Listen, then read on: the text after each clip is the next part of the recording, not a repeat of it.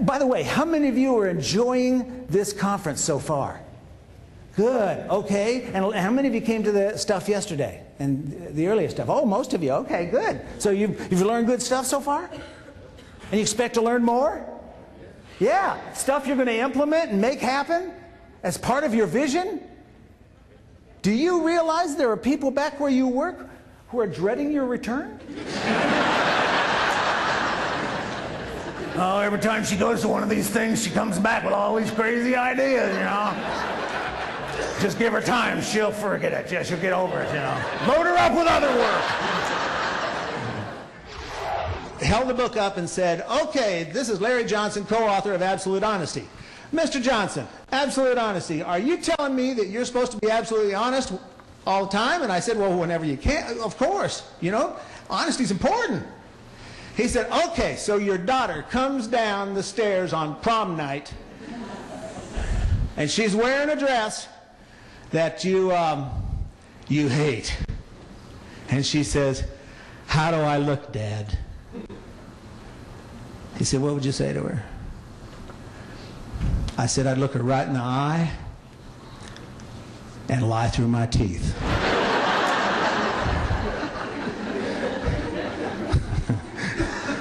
He said, but I thought you said you're supposed to be absolutely honest. I said, yeah, but not absolutely stupid. And there's stories about Ray Kroc where he would come into McDonald's, just show up at a McDonald's and do an inspection. In fact, he did one inspection in Ontario, Canada, walked in, and he found a dead fly in the grease where they fry the French fries. Ugh. And so, you know what he did? He shut the place down. He fired everybody. Didn't fire the manager, fired everybody, closed the restaurant down, and then get this, he brought a bulldozer out and had the building bulldozed and sold the property. Now, you could ask, why would he do that? Well, he's crazy. It was Looney Tunes. But he sure established a clear value for that corporation, didn't he? Quality, service, cleanliness, and value. And poor Tim here, he still thinks about it. 22 years later. Back in the 70s, Xerox wanted to change the office environment. And so they put together a team of real smart people, put them out in Palo Alto, California, and said, come up with new and cool stuff. And they came up with GUI, which was essentially a way to make a computer so user-friendly that it would eventually create a paperless office. And they went to top management back in New York and put it on out and said, here it is, isn't this great? Now, can you put yourself in their place trying to convince the executives of a copier company that you have technology to create a paperless office? Yeah, my guess is we're not getting, most of us not getting enough, and sometimes we have the pleasure, quote unquote, of working for somebody who's a praise miser. Sort of takes the attitude, my people know they're doing a good job when they don't hear from me. You ever work for somebody like that? That's like the guy that tells his wife, I told you I loved you when we got married. If I change my mind, I'll let you know. Isn't that special? You see, if that guy behind the counter in New Orleans that had just managed my perception of the event, if he'd had just thought about how I was perceiving it, he could have done it entirely differently. For one thing, he could have acted like he cared. How many of you would swear that the person you dealt with when you took that solemn vow was somebody who doesn't care? Would you raise your hand? Yeah. I've got a big majority of hands here. So, this guy behind the counter, I think all he had to do was just act like he cared. Even if he didn't. He could have just faked it.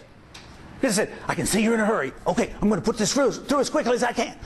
Now, I can't promise they'll hold it, but I'll call down and see if they'll hold the plane. Now you run. That's all he had to do. And even if he didn't really care, after I ran off, he could have gone,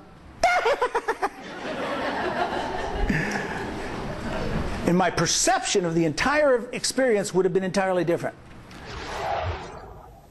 The problem is, it's only half the argument because all you did was tell me why it won't work. That's known as whining. I don't like it. Stupid. Along with the whine, what should he bring? Cheese. Cheese.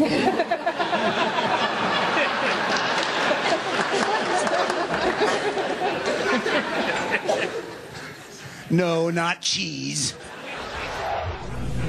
Is there anybody in this room who enjoys using MS-DOS? Don Shaw. Well, Don, you are the nerd in the room.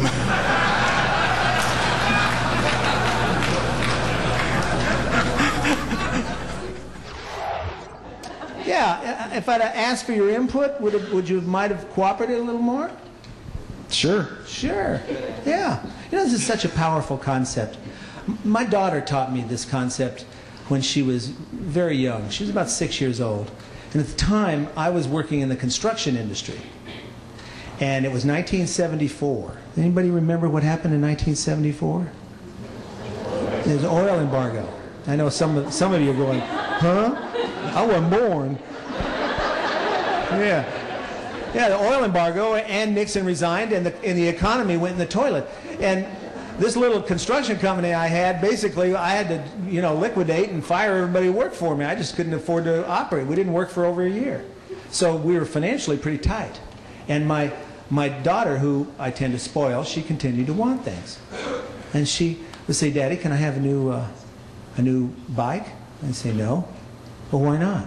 Well, we don't have the money. What do you mean we don't have the money? We don't have the money. We can't afford it. Well, I saw money in your wallet. Well, that's for different things. Well, why can't I spend it on a bike?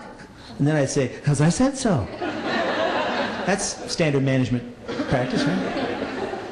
Well, one evening, my wife overheard us having one of these arguments, and she said, Larry, why don't we include her when we write the checks and pay the bills so that she will understand where the money goes, so she gets a bigger picture?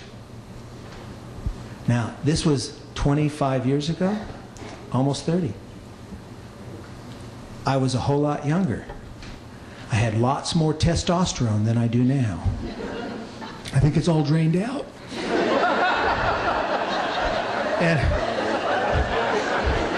And I said, what? Open my checkbook to my 6-year-old kid? I don't think so. And my wife said, why not? And I said, well, she wouldn't understand it. My wife said, Larry, what's there to understand? 0 is 0.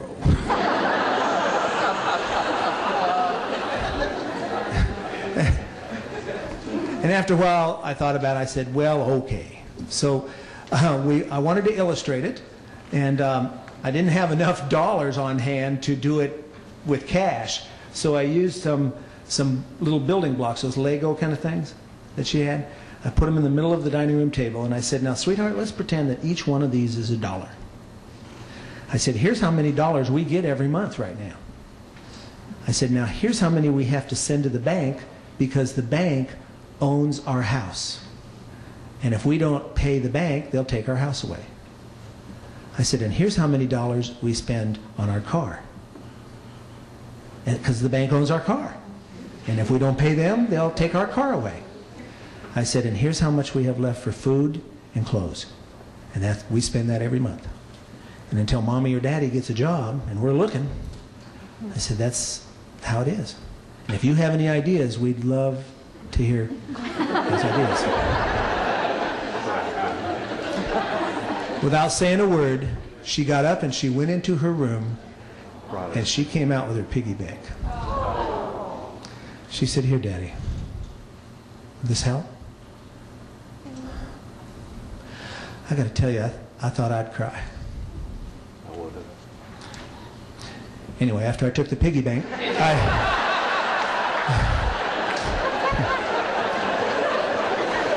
Just kidding. Just kidding. But I was tempted. It was real heavy. I said, where'd you get all this money? Yeah. Justin, I could have told you why, included you in this decision. That would have helped, right?